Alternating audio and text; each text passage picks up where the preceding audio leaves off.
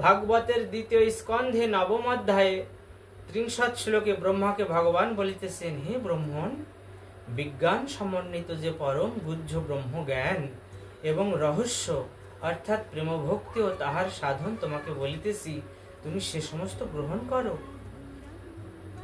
আমার অবয়ব পরিমাণ রূপ গুণ সত্তাযুক্ত কর্ম বিশিষ্ট লক্ষণ ভক্ত প্রেম বাৎসল্য প্রেম রূপ সকল লীলাদি অবতারাদি আমার অনুগ্রহে তোমার সম্যক স্বরূপ বোধ বিষয়ে তত্ত্বজ্ঞান হোক। আহমে বাসমে বাগ্রে নন্নাত যত সদসদ পরম পশ্চাদহং তদেতচ্চ যো অবশিষ্যেত সো অস্মহম। এই বিশ্ব সৃষ্টির অগ্রে শুধু একমাত্র আমি ছিলাম। এই যে শোভমান দৃশ্য কার্য কারণাত্মক স্থূল সূক্ষ্ম বস্তু যাহা কিছু দেখিতেছ বা যাহা কিছু এখন বর্তমান রহিয়াছে বা সুদূর ভবিষ্যতেও থাকিবে ও প্রলয় শেষে যাহা কিছু অবশিষ্ট থাকিবে, সে সমস্ত একমাত্র আমি স্বয়ং পরমার্থ, অর্থাৎ আমি পরমার্থ স্বরূপ। এই পরমার্থ অর্থাৎ আমি ভিন্ন যাহা কিছু দৃষ্ট হয় অথচ আমা ব্যতীত যাহার বিন্দুমাত্র উপলব্ধি হয় না, তাহাই আমার মায়া বলিয়া জানিবে। যথা আভাস জ্যোতির্বিম্বের বাহিরেই দৃষ্ট হয় এবং অন্ধকার জ্যোতির্বিম্ব হইতে অন্যত্র দৃষ্ট হয়, কিন্তু জ্যোতির্বিম্ব ব্যতীত উহাদের উপলব্ধি হয় না। ক্ষিতিয়ব তেজ মরুদ বোম মহাভূত সকল বৃহৎ ক্ষুদ্র ভূতাদিরূপ পদার্থ সকলের মধ্যে প্রবিষ্ট হইয়াও যেরূপ পৃথক থাকে অপ্রবিষ্ট ভাবে উপস্থিত রহিয়াছে, সেই রূপ আমিও সেই রকম পরমাত্মা রূপে ক্ষিত্তাদি মহাভূত সকলের মধ্যে অবস্থিত থাকিয়াও নির্লিপ্ত ভাবে রহিয়াছি। বিভিন্ন প্রকারে ভগবত রূপে স্বয়ং আমি সর্বদা অবস্থিতি করিতেছি। অন্যয় ব্যতিরেক দ্বারা যে বস্তু সকল সর্বদা সর্বসময় বিরাজমান রহিয়াছে, সেই বস্তু বিষয়ে তত্ত্ব জিজ্ঞাসু ভগবানের যথার্থ অনুভব করিতে ইচ্ছুক ব্যক্তি নিজের নিকটে সেই বিষয়ে জিজ্ঞাসা করিবেন। কৃষ্ণ কথামৃতের প্রথম শ্লোকে বিল্বমঙ্গল বলিয়াছেন, চিন্তামণি স্বরূপা চিন্তামণি নামনি বারবনিতা আমার শিক্ষাগুরু রূপিণী। সেই চিন্তামণি বিল্বমঙ্গল ঠাকুরের শিক্ষাগুরু হলেন। আমার দীক্ষাগুরু সর্ববাঞ্ছা সিদ্ধকারী অভীষ্ট পূরক শ্রী সোমগিরি, তাহারা জয়যুক্ত হন, কারণ তাহাদের শ্রী মুখবাণী হইতে পরম পুরুষ শ্রী ভগবানে আমার অনুরাগ জন্মিয়াছিল। এই যে চিন্তামণি এবং আমার সর্ববাঞ্ছা সিদ্ধকারী অভীষ্ট পূরক অভীষ্ট পূরণকারী শ্রী সোমগিরি, এনাদের দুইজন এরা সকলেই জয়যুক্ত হন, কারণ তাহাদের শ্রীমুখ হইতে পরম পুরুষ শ্রী ভগবানের আমার অনুরাগ জন্মিয়াছিল। তাদের উপর কৃতজ্ঞতা প্রকাশ করছেন। এই সঙ্গে যাহার পদরূপ কল্পতরূপ পল্লব শেখরে জয় শ্রী রূপিণী শ্রী রাধা লীলায় স্বয়ম্বর সুখ অর্থাৎ শৃঙ্গার রস গ্রহণ করিতেছেন, সেই শিখি পুচ্ছ চূড়াধারী ভগবান শ্রীকৃষ্ণ জয়যুক্ত হন। জীবে সাক্ষাৎ নাহি তাতে গুরু চৈত্য রূপে, শিক্ষাগুরু হয় কৃষ্ণ মহান্ত স্বরূপে। জানি তাই গুরু হয়ে বল অন্তর্যামী রূপে গুরু, জীবে সাক্ষাৎ নাহি তাতে গুরু চৈত্য রূপে, আর শিক্ষাগুরু হয় কৃষ্ণ মহান্ত স্বরূপে অর্থাৎ ভক্ত শ্রেষ্ঠ রূপে। জানি তাই গুরু হরি বল। উত্তমতার অধিকারী যে ভক্ত, দেখুন, যিনি শাস্ত্রে এবং শাস্ত্রীয় যুক্তিতে বিশেষ দক্ষ, তত্ত্ব সাধন এবং পুরুষার্থ বিচারে যিনি পারঙ্গম, শ্রীকৃষ্ণের একনিষ্ঠ উপাসক রূপে দৃঢ় নিশ্চিত এবং শাস্ত্রীয় অর্থে যিনি শ্রদ্ধাশীল, তিনি যোগ্যতম শিক্ষাগুরু বা উত্তম অধিকারী ভক্ত। শ্রীকৃষ্ণ তার ভক্তের কাছে ভক্ত শ্রেষ্ঠ রূপে শিক্ষাদাতা, আবার অন্তর্যামী রূপে তাকে হিতাহিত অনুভব দান করেন। সুতরাং তিনি দুই রূপে শিক্ষাগুরু। জানি তাই গুরু হরি বল। জ্ঞানবান ব্যক্তি কুসংসর্গ সযত্নে বর্জন করিয়া সাধুদিগের সহিত মিলিত হইবেন। যারা জ্ঞানবান ব্যক্তি কুসংসর্গ সযত্নে বাদ দেবেন, অসৎসঙ্গে যাওয়া দিয়ে সাধুদিগের সহিত মিলিত হইবেন। যেহেতু সাধুগণ সদুপদেশ দ্বারা জ্ঞানবান ব্যক্তিদের চিত্ত বিভ্রমতা, অর্থাৎ লেখাপড়া অনেক শিখলেও তাদের ভিতরে বোধ জন্মে না।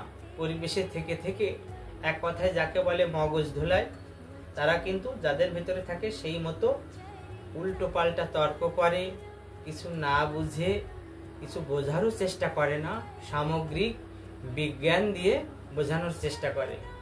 কিন্তু এই যে সামান্যতম যে বিজ্ঞান, এটা কিন্তু ভগবানের যে পরম জ্ঞান তার একটা ক্ষুদ্রাতিতম অংশ। তাই সে বিজ্ঞান দেখে যিনি অভিভূত হয়ে গিয়েছেন, সেই বিজ্ঞানেরও বাবার বাবার বাবা যিনি, সেই ভগবান, তার কর্মকাণ্ড, তার কর্তৃত্ব এবং তার যে সৃষ্টি বা সমস্ত প্রকার কর্মদক্ষতা, কর্মক্ষমতা, এগুলো দেখলে তো তিনি নিতান্তই উন্মাদ হয়ে যাবেন। জানি তাই গৌর হরি বল। তাই সাধু সঙ্গ করতে বলেছেন। তাই যেহেতু সাধুগণ সদুপদেশ দ্বারা জ্ঞানবান ব্যক্তিদের চিত্তের মনের যে ভুল ভ্রান্তি বা মনোকষ্ট প্রভৃতি ছেদন করিতে পারিবেন, তাই সাধুদের কাছে যেতে বলেছেন। তথা হি শ্রীমদ্ ভাগবতে তৃতীয় স্কন্ধে পঞ্চবিংশদধ্যায়ে দ্বাবিংশতি শ্লোকে দেবহূতিং প্রতি শ্রী কপিল দেব বাক্যম। দেবহূতির প্রতি কপিল দেব যে বাক্য বলছেন, শতাং প্রসঙ্গান মম বীর্য সংবিদ ভবন্তি হৃৎকর্ণ রসায়নঃ কথা তজ্জসনাদশাপবর্গ বর্তমানি শ্রদ্ধারতির ভক্তির অনুক্রমিষ্যতি। কপিল দেব দেবহূতিকে কহিলেন মা। মাতাকে বলছেন কপিল দেব, সৎ ব্যক্তিদিগের সহিত মিলিত হইলে আমার জ্ঞান উন্মেষক, হৃদয় তৃপ্তিকর ও শ্রুতি সুখকর বাক্য সকল কথিত হইতে থাকে। যদি সৎ ব্যক্তিদের সঙ্গে আমি মিলি, তাহলে আমার জ্ঞানের উন্মোচন হয়, হৃদয়ে তৃপ্তি আসে, আর শোনার সময় যে সুখকর অবস্থা হয়, এই সব সুখকর বাক্য যখন আমি শ্রবণ করি, সকল আমি কিন্তু বলতেও পারি এই সুখকর বাক্য। তাদের সংস্পর্শে এলে, সৎসঙ্গে আমি কিন্তু ভালো হতে পারি, ভালো বাণীও আমার মুখ থেকে নিঃসৃত হয়। তাহা শ্রবণ মাত্র মুক্তিস্বরূপ ভগবান শ্রীহরিতে শ্রদ্ধা, রতি এবং প্রেমভক্তি ক্রমে ক্রমে উৎপন্ন হইতে থাকে। ঈশ্বর স্বরূপ ভক্ত তার অধিষ্ঠান, ভক্তের হৃদয়ে কৃষ্ণের সতত বিশ্রাম। ভক্তের হৃদয়ে ভগবান শ্রীকৃষ্ণের সবসময় বিশ্রাম, তিনি থাকেন। সাধব হৃদয়ং মধ্যং সাধুনাং হৃদয়ান্তাহম মদন্নতে না জানন্তি নাহং তেভ্যো মনাগপি। শ্রী ভগবান দুর্বাসা ঋষিকে কহিলেন, সাধুগণ যে রূপ আমার হৃদয়ে অবস্থান করিতেছেন, আমিও সেই রূপ তাহাদের হৃদয়ে অবস্থান করিতেছি, এবং তাহারা যে রূপ আমাকে ব্যতীত অন্য কাহাকেও জানেন না। সাধুরা আমাকে ছাড়া কাউকে জানেন না, আমিও সেই রূপ সাধু ব্যক্তি ভিন্ন অপর কাহাকেও বিন্দু মাত্র জানি না। শ্রীমদ্ ভাগবতের নবম স্কন্ধে চতুর্থ অধ্যায়ে 49 শ্লোকে দুর্বাসার প্রতি ভগবত বচনম, অর্থাৎ ভগবান বলছেন, তথা হি তত্রৈব প্রথম স্কন্ধে ত্রয়োদশাধ্যায়ে 8ম শ্লোকে বিদুরং প্রতি যুধিষ্ঠির বচনং ভবদ্বিবিধা ভাগবতাস্তীর্থা ভূতা স্বয়ং বিভো তীর্থি কুর্বন্তি তীর্থানি শান্তস্থেন গদাভৃতা। যুধিষ্ঠির বিদুরকে কহিয়াছিলেন, প্রভু, আপনাদের ন্যায় ভগবত ভক্ত সজ্জন ব্যক্তিরাই তীর্থের সদৃশ। যুধিষ্ঠির বিদুর মহাশয়কে বলছেন, আপনারাই তীর্থের মতো এবং আপনাদের মতো সজ্জন ব্যক্তিরাই স্বয়ং তীর্থ। পাপীদের আগমনে তীর্থ সকল যখন অপবিত্র হয়, তখন আপনারা আপনাদের হৃদয়াধিষ্ঠিত ভগবান গদাধর দ্বারা ওই সকল অপবিত্র তীর্থ সমূহকে পুনরায় পবিত্র করেন। অর্থাৎ সাধুরা আমার একমাত্র প্রিয় ও হৃদয় স্বরূপ, আমিও তাহাদের হৃদয়। জানি তাই গৌর হরি বল। যখন পাপীরা এসে ওই তীর্থে আগমন করে সকল অপবিত্র করে ফেলেন যখন সবকিছু, তা আপনাদের হৃদয়ে যে ভগবান গদাধর আছেন তার দ্বারা ওই সকল অপবিত্র তীর্থ সমূহকে পুনরায় পবিত্র করেন আপনারা তীর্থে এসে। অর্থাৎ সাধুরা আমার একমাত্র প্রিয় হৃদয় স্বরূপ, আমিও তাহাদের হৃদয়। সেই ভক্তগণ হয় দ্বিবিধ প্রকার, পারিষদগণ এক, সাধকগণ আর। ঈশ্বরের অবতারে তিন প্রকার, অংশ অবতার আর গুণ অবতার। তা পার্ষদরাও দু প্রকারের, নিত্য সিদ্ধ এবং সাধন সিদ্ধ। যারা অনাদিকাল থেকে শ্রী ভগবানের পরিকর তারা নিত্য সিদ্ধ, অর্থাৎ তাদের কখনো সংসারে আসতে হয়নি, যেমন শঙ্কর্ষণাদি, ব্রজ সুন্দরী গণাদি। যারা কিছুকাল মায়াবুগ্ধ অবস্থায় সংসারে থেকে পরে সাধনার দ্বারা ভগবত কৃপা অর্জন করেন তারা সাধন সিদ্ধ।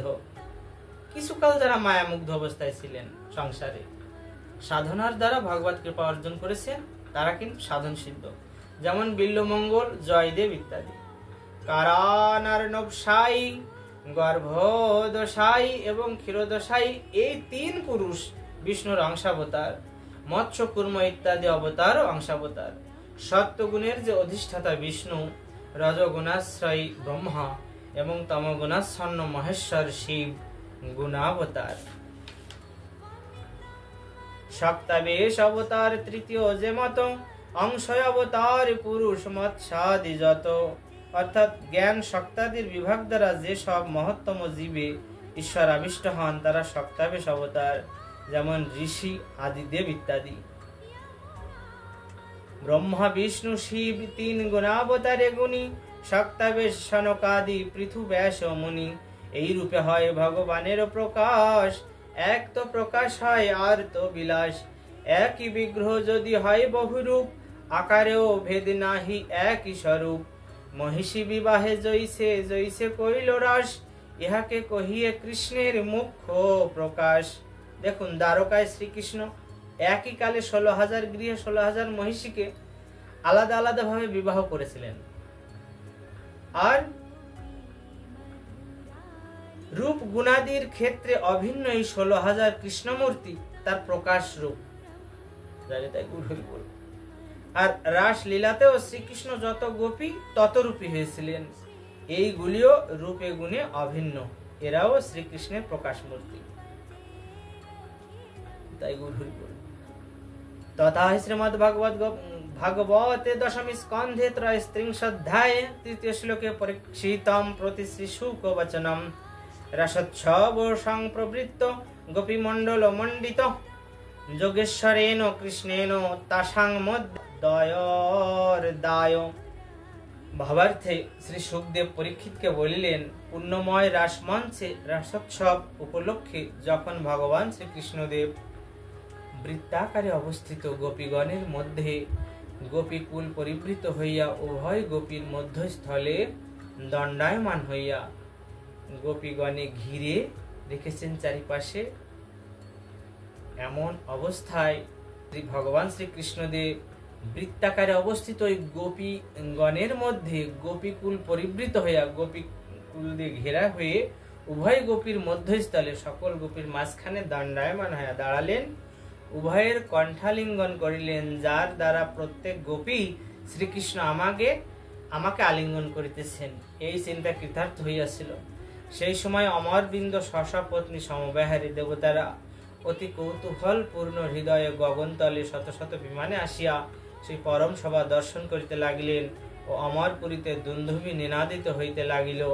উপর্যুপরি দেবদেবীরা পুষ্পবৃষ্টি করিতে লাগিলেন। ইহা অত্যন্ত আশ্চর্যের বিষয় যে ভগবান শ্রীকৃষ্ণ একটি দেহে 16,000 গোপীর গৃহে গমন করত, একই সময়ে পৃথক পৃথক ভাবে সকলের সহিত সম্ভোগ করিয়াছিলেন। চিত্রং বতৈত দেখেন বপুষা যুগপৎ পৃথক, গৃহেষু দষ্ট সহস্রং স্ত্রী এক উদাবহৎ। তথায় লঘু ভাগবতামৃতে পূর্বখণ্ডে আবেশ কথনে 9ম শ্লোক। অনেকত্র প্রকটতা রূপস্যৈকস্য জৈকদা, সর্বতা তৎস্বরূপৈব স্বপ্রকাশ ইতির্যতে। আকার গুণ ও লীলার সামঞ্জস্য সমভাবে থাকিয়া যুগপৎ আবির্ভাবকে প্রকাশ বলিয়া থাকে। কিন্তু এই প্রকাশ একই রূপের অনেকানেক প্রস্থানে কাশ সর্বপ্রকারের সর্বরূপী সকল মূল রূপেরই সদৃশ, তাহা কিন্তু কোনরূপ ভেদের ভিতর পরিগণিত নহে। একই বিগ্রহ কিন্তু আকার হয় আন, অনেক প্রকাশ হয় বিলাস তার নাম। একই স্বরূপ আলাদা আকৃতিতে যদি আলাদাভাবে আবির্ভূত হন তবে সে আবির্ভাবকে বিলাস বলে। প্রকাশের মতো বিলাসও একই বিভূতি, প্রকাশের মতো বিলাসও একই বিভু রূপেরই আবির্ভাব বিশেষ। তথাহি তত্রৈব তদেকাত্মরূপ কথনে পঞ্চম শ্লোক বলছেন যে স্বয়ং রূপ ভগবানের যে স্বরূপ, চতুর্ভুজাদি যে রূপ, এই রূপের লীলা করিবার জন্য বিভিন্ন ভাবে প্রতিভাতি হয়, কিন্তু শক্তি প্রকাশে প্রায় তৎসদৃশ, সেই রকমই শক্তি এক, তাহা সেই শ্রী ভগবানের সদৃশ্য বলিয়া বিলাস নামে বর্ণিত হয়। জৈসে বলদেব পরম্বমে নারায়ণ, জৈসে বাসুদেব প্রদ্যুম্ন আদি সংকর্ষণ। ঈশ্বরের শক্তি হয় তিন প্রকার, এক লক্ষ্মীগণ পুরে মহিষীগণ। আর দেখুন, পরব্রহ্মে ভগবৎ স্বরূপের অনন্ত ধামের প্রতিটি বৈকুণ্ঠ নামে অভিহিত এবং এইসব স্বরূপের প্রিয়সীরাও লক্ষ্মী নামে অভিহিতা, সুতরাং লক্ষ্মীগণ। দ্বারকাপুরীতে এই যে মহিষীগণ ছিলেন সেই কথা বললেন। ব্রজে গোপীগণ আর সভাতে প্রধান ব্রজেন্দ্র নন্দন, যাতে স্বয়ং ভগবান স্বয়ং রূপ কৃষ্ণের কায় বুহ তার সম ভক্ত সহিত হয় তাহার আবরণ। শ্রীকৃষ্ণের তাই যার স্বরূপ শতসিদ্ধ তিনি স্বয়ং রূপ। শ্রীকৃষ্ণের স্বরূপ শক্তি বলে, শক্তি ও শক্তি মানে অভিন্নতার কারণে ব্রজ গোপীরা শ্রীকৃষ্ণেরই কায় বুহ বা মূর্তি বিশেষ। স্বয়ং রূপ কৃষ্ণের হয় শক্তি তার সম, তাই ভক্ত আদি ক্রমে কইল সবার বন্দন, এ সবার বন্দন সর্বশুভের কারণ। এই কৃষ্ণদাস কবিরাজ গোস্বামী পাদ উনি কিন্তু ভক্ত আদি ক্রমে সবার চরণ বন্দনা করলেন, আমি বন্দনা করলাম। এ সবার বন্দন যদি করা হয় সর্বশুভ কাজের বা সর্বশুভ ক্ষণের কারণ হয়, উদয় হয়। প্রথম শ্লোকে কহি সামান্য মঙ্গলাচরণ, দ্বিতীয় শ্লোকেতে করি বিশেষ বন্দন। বন্দে শ্রীকৃষ্ণ চৈতন্য নিত্যানন্দ সহদিত, গৌড়োদয় পুষ্পবন্ত চিত্রৌ সন্দৌ তমনুদৌ। ব্রজে যে বিহারে পূর্বে কৃষ্ণ বলরাম, কোটি সূর্য চন্দ্র যিনি দহর নিজ ধাম। সেই দুই জগতের হইয়া সদাই গৌড় দেশে পূর্ব শৈলে করিলা উদয়। শ্রীকৃষ্ণ চৈতন্য আর শ্রী নিত্যানন্দ, যাহার প্রকাশে সর্বজগৎ আনন্দ। সূর্য চন্দ্র হরে জৈসে সব অন্ধকার, বস্তু প্রকাশিয়া করে ধর্মের বিচার। এই মতো দুই ভাই জীবের অজ্ঞান, তমনাশ করি করে তত্ত্ব বস্তু দান। এভাবে দুই ভাই জীবের অজ্ঞান নাশ করেন শ্রী নিত্যানন্দ এবং শ্রী গৌরচন্দ্র। তাই তম নাশ করি করে তত্ত্ববস্তু দান। অজ্ঞান তমের নাম কহিয়ে কৈতব, ধর্ম অর্থ কাম মোক্ষ বাঞ্ছায় আদি সব। অজ্ঞান যে তম, তার নাম কৈতব বা ছল, তার মধ্যে মোক্ষ বাঞ্ছা কৈতব প্রধান, যাহা হইতে কৃষ্ণ ভক্তি হয় অন্তর্ধান। শ্রীকৃষ্ণ শ্রী বলরামের অঙ্গতেজ বা অঙ্গকান্তিকে কোটি সূর্য চন্দ্র যিনি দোহার নিজ ধাম এখানে বর্ণনা করা হয়েছে। সত্য বস্তু বা নিত্য বস্তু তমনাশ করি, যে তত্ত্ব বস্তু দেন সেটা হচ্ছে সত্য বস্তু বা নিত্য বস্তু। সর্বশ্রেষ্ঠ আত্মবাঞ্ছনা, নিজেকে যদি আমি নিজেই বঞ্চনা করি, এটা সর্বশ্রেষ্ঠ আত্মবাঞ্ছনা। মোক্ষ লাভ করলে পুনর্জন্ম হয়। কপটতা বর্জিত শ্রীমদ্ ভাগবতে রয়েছে। হিংসাদি পরিশূন্য মোক্ষাভিসন্ধিরূপ একমাত্র ঈশ্বরের আরাধনা রূপ পরম ধর্মই মহামণি নারায়ণকৃত শ্রীমদ্ ভাগবতে নিরূপিত হইয়াছে। একদম মহামণি নারায়ণকৃত যে নরনারায়ণ ঋষির কথা বলা হয়, সেই নারায়ণকৃত শ্রীমদ্ ভাগবতে নিরূপিত হয়েছে পরম ধর্ম, পরম সুখপ্রদ, ত্রিতাপ নাশক, পরমার্থভূত আধ্যাত্মিক আদি বাস্তব বস্তুর বিষয় ইহাতে বর্ণিত হয়েছে। পরম ঈশ্বরকে অন্যান্য শাস্ত্রের দ্বারা সম্যক বুঝিতে পারা যায় না, কিন্তু পুণ্যাত্মা ব্যক্তিগণ এই মনোরম শাস্ত্র শ্রবণে সহজে ঈশ্বরকে হৃদয়ের মধ্যে অবরুদ্ধ করিতে পারেন। কারণ ইহাতে পঞ্চেন্দ্রিয় বাত পিত্ত কফাদি জনিত আধ্যাত্মিক আধি ভৌতিক ও আধি দৈবিক রূপ যে তিন তাপ ত্রিতাপ বলা হয়, এই তাপত্রয়ের উচ্ছেদকারী জ্ঞানপ্রদ কর্ম ও উপাসনা আছে। তথাই শ্রীমদ্ ভাগবতে প্রথম স্কন্ধে প্রথম অধ্যায় দ্বিতীয় শ্লোকে ব্যাখ্যাতঞ্চ শ্রীধর স্বামী চরণই প্রশব্দেন মোক্ষ ভিসন্ধিরপি কৈতব মিতচ। শ্রী শ্রীধর স্বামী পদ ব্যাখ্যা করিয়া বলিয়াছেন যে প্রশব্দ মোক্ষাভিসন্ধি রূপ প্রধান কৈতব। কৃষ্ণ ভক্তি বাধক যত শুভাশুভ কর্ম, সেহ এক জীবের অজ্ঞানতম ধর্ম। যাহার প্রসাদে তম হয় নাশ, তম নাশ করি করে তত্ত্বের প্রকাশ। তত্ত্ববস্তু কৃষ্ণ, কৃষ্ণ ভক্তি প্রেম রূপ, নাম সংকীর্তন সর্বয়ানন্দ স্বরূপ। সূর্য চন্দ্র বাহিরের তমসে বিনাশে, বহির্বস্তু ঘটপট আদি যে প্রকাশে। দুই ভাই হৃদয়ের খালি অন্ধকার, দুই ভাগবত সঙ্গে করাই সাক্ষাৎকার। এক ভাগবত বড় ভাগবত শাস্ত্র, আর ভাগবত ভক্ত ভক্তি রস পাত্র। দুই ভাগবত দ্বারা দিয়া ভক্তি রস, তাহার হৃদয়ে তবে প্রেমে হয় বশ। এক অদ্ভুত সমকালে দোহার প্রকাশ, আর অদ্ভুত চিত্ত গুহার তম করে নাশ। এই চন্দ্র সূর্য দুই পরম সদয়, জগতের ভাগ্যে গৌড়ে করিলাই উদয়। নিতাই গৌর হরি বল। এই যে শ্রীকৃষ্ণ চৈতন্য চন্দ্র এবং শ্রী নিত্যানন্দ প্রভু নিত্যানন্দ চন্দ্র, সেই দুই প্রভু, এই চন্দ্র সূর্য দুই পরম সদয়, জগতের ভাগ্য হয়েছিল, তাই গৌড়ে এই বঙ্গদেশে উদয় হইলেন দুইজন। সেই দুই প্রভুর করি চরণ বন্দন, যাহা হইতে বিঘ্ন নাশ অভীষ্ট পূরণ।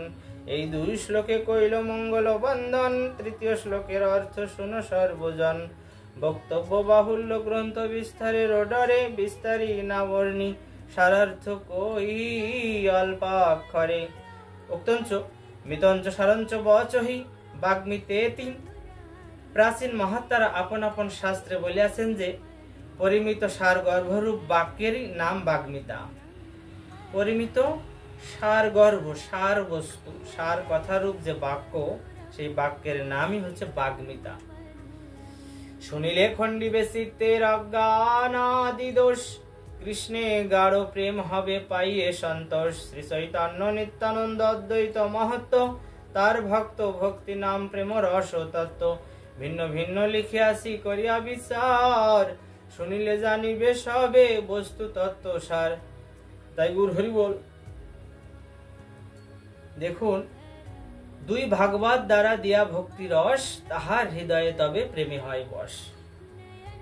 দেখুন, অজ্ঞান স্বরূপের অপ্রকাশ, বিপর্যাস, দেহাদিতে অহং বুদ্ধি, ভেদ অর্থাৎ হচ্ছে ভোগেচ্ছা, ভয়, ভোগেচ্ছায় বিঘ্নের আশঙ্কা, শোক, নষ্ট বস্তুর জন্য দুঃখ, অজ্ঞানাদি অর্থাৎ এই পাঁচটি, এবং যে মোহ বলছে শুনিলে খণ্ডিবে চিত্তের অজ্ঞানাদিক দোষ। মোহ, তন্দ্রা, ভ্রম, ভুল হওয়া, রুক্ষ রসতা, দুঃখপ্রদ লৌকিক কাম, উল্লন কাম, চাঞ্চল্য অর্থাৎ লোলতা, মত্ততা অর্থাৎ মদ, পরের উৎকর্ষে অসহনীয়তা অর্থাৎ মাৎসর্য, পরের ভালো দেখতে না পারা, হিংসা, খেদ, পরিশ্রম, অসত্য, ক্রোধ, আকাঙ্ক্ষা, আশঙ্কা, বিশ্ব বিভ্রম, বৈষম্য ও পরাপেক্ষা, এই 18 রকমের দোষ যদি এই চৈতন্য কথা, চৈতন্য চন্দ্রের কথা, নিত্যানন্দ প্রভুর কথা আমরা শ্রবণ করি, আমাদের সকল চরাচর জীবের অর্থাৎ মানব জাতির 18 প্রকার দোষ খণ্ডে যাবে। তাই গৌর হরি বল। শ্রী চৈতন্য চরিতামৃত অমৃতের সিন্ধু, চৈতন্য চরিতামৃতে অনেক জায়গায় বলা হয়েছে, কর্ণমন তৃপ্ত করে যার এক বিন্দু। জানি তাই গৌর হরি বল। শ্রী চৈতন্য চরিতামৃতে এমন অমৃতের সিন্ধু, কান মন তৃপ্ত করে যার এক বিন্দু যদি প্রবেশ হয়। অমৃতের সমুদ্রের মতো তার এক ফোঁটা অমৃত যদি আমরা ঢোকাতে পারি আমাদের কর্ণ কুহর দিয়ে, তাহলে হৃদয়ে গিয়ে যদি বসে সেই জ্ঞান বা অমৃত, তাহলে কান মন দেহ শরীর সংসার সব তৃপ্ত হয়ে যেতে পারে। তাই শ্রী রূপ রঘুনাথ পদে যারাস শ্রী চৈতন্য চরিতামৃত কহে কৃষ্ণ দাস। ইতি শ্রী চৈতন্য চরিতামৃতে আদিলীলার প্রথম পরিচ্ছেদ। শ্রী শ্রীকৃষ্ণ চৈতন্য চন্দ্রায় নমঃ।